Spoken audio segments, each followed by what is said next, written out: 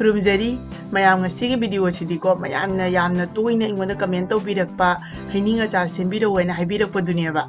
ꯑꯗꯣ ꯍꯩꯅꯤꯡ ꯑꯆꯥꯔꯁꯦ ꯑꯩꯅ ꯁꯦꯝꯒꯦ ꯍꯥꯏꯅ ꯈꯟꯕꯗꯤ ꯌꯥꯝꯅ ꯀꯨꯏꯔꯕꯅꯤ ꯑꯗꯨꯗ ꯍꯟꯗꯛꯁꯦ ꯑꯩ ꯚꯤꯗꯤꯑꯣ ꯁꯦꯝꯕ ꯁꯨꯡꯉꯝ ꯉꯝꯗꯦꯕ ꯑꯩꯒꯤ ꯑꯆꯤꯟꯕ ꯈꯔ ꯂꯩꯕꯅ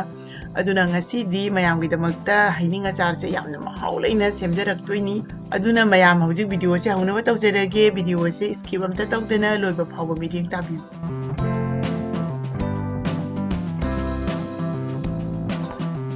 ngasiगी achar semnaba hainingse sida leire hainingse akhoi mamoida panbaneba akodo mamona pirakpani ado hainingse haijing pharaga ko munbasu dum yaure hojigasi phajana sengna chamthokpire aduga phigangna phajana teithokpire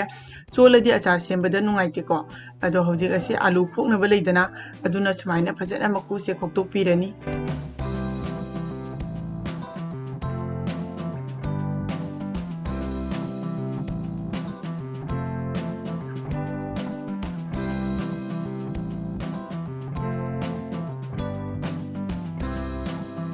hojing makuse khokpa loire ado sumaina makuse phajana sengna khoktokla matungda ko akoina hainingse thang amana sumaina haktoineba ado aise mapumoina tawdoini aduna hakpa matamda khitang luluna hakpigani aduna tragadi manung yauna magi mahaudo changmoyeba achar sema matamda ado akoina sumaina achar se mapum oina semdragasu yayeba haidi maruse thamaga size singsidagi soiraga masung taraga dum achar se semba yai ado aigi se hojik hakpa loire hojik asida yangang se kitang chaisan birani aigi se chamas tangkhai amaneba si chaisalani aduga sidana moro ashuba se chamas tangkhai ama hapire aduga thum si chu khara hapchalle hojik asi phajana tosan birani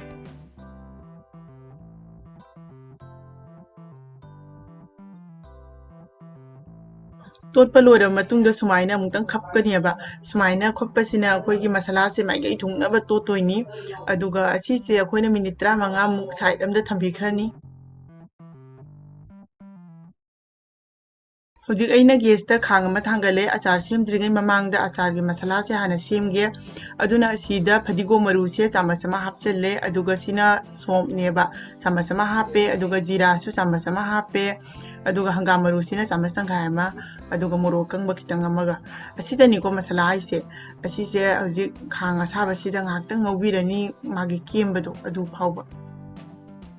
hojik asi minute amamu ngawra matungda grinding jar amada hapsalani aduga asise yamna kupna takadaba nate kitang poktak tawna thambigani achar gidi yamna masala se yamna kubhan biganoba ado asigi changsida ko si chapcharabani aduga asina mangge mahi se aina sumaina isingda ko mangge se ngak tingshalaga noi khaira matungda chungthokpani aduga asina chini ngangbani chini ngangba se kap amamuk lawre chini ngangba se leitragana chini ngawbo oina robirasu yagani hojik achar semba haurage aduna khangsida hangam thau se khara hape thau se sare aduna haining se hapsalani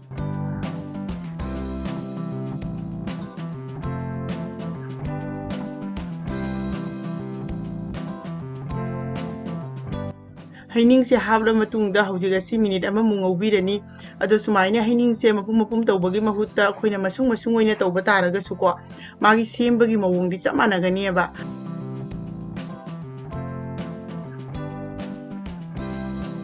ngahang ngawra matungda hojik asida mangge mahi se haijalani mangge mahi se aigi se kap amani ba aduga chini ngangbase se asisu hapsalani ado hojik chini ngangbaga mangge mahi siga habla matungda ko phajana amuktang otpirani aduga mai se low flame da thamaga ko minute 10 amuk sawandoine ba mai se karigumba kanba taraga di mahi se yam thuna kangsanghini ba aduga haining si su mulhoroi aduna pikna leitharaga ko kuina minute 10 amuk sawhallaga haining se phajana mulhandoini aduga aina sida mangge mahi hapagi maramdi di haining se mulabani na ko khara sinbasu wale aduga mangge mahi sina kitang sinbasu oina aduga mase preserve tawna thambadasu mateng oiganeba hojik makhum se kupsalani khara thuna munnabagi damakta minute 5 muk phare hojik makhum se hangdokpirani aduga amuktang mase otpirani haining se khara di nauthare ba adubu kitang di watli amuktang phajana otpirani aduga makhum kupsalaga amuk sawandoini ado haining se sumaina mapum tawbasina di munbada kitang kuina changi aduga masung tawbaduna di khara thuna mulli hojik amu makhum se kupsalani aduga minute 5 amuk sure ko amuk पुन्ना minute 10 मुक सूरे हौजे हैनिंगसे फजना मुल्ले अदुगा मागी महीसिसु कंसल्लेबा हौजे असिदा ngसाइगी सेमदुना थमखिबा मसलादो अदुदो हापसेलनी मसला से ना याम नम्मसु हाउतेको अदुना चामचे अनि तंखाय हापनी असिदा मोरोकसु दुम यावरबनिना मोरो अमु हापगी मथौ ताद्रे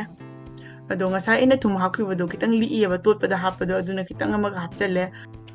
हौजिक असी फजना अमुक्तंग मिक्स तौसनबिरनी अदुगा मयामना खंबिगदबा अमनको अचार से हौबदगी लोइबा फावबा मैसे लो फ्लेम दा थंबिगदबनी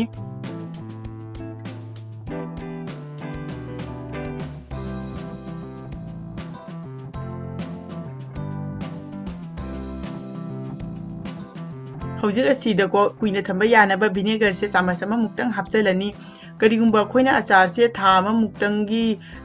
थमनबगी ओइबा तारगदिको विनेगर से हापत्रगसु याइ हाइदि ngसाइ मंगी मही हापखिबदो अदुदुना दुम यागनिबा अदुदा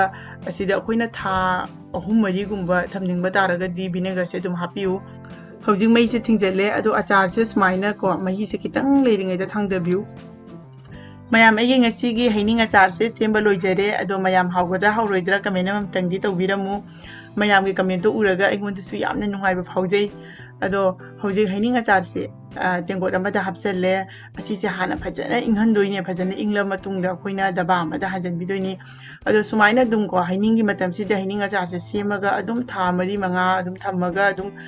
चाबा याबनी यामसु हाउबनी अदो मयामना सेमनिंगबा अतोपा मथेल लेरगसु अदुम कमेंट बॉक्स दा हाइबिरउ अइ मखा ताबा वीडियो सिंग दा सोइदना अदुम सेमजरके ngasiगी ओइनादि मतंग असिदा लोइसिनजरगे मथंगी वीडियो दा मुगना थेंगनेरसि बाय बाय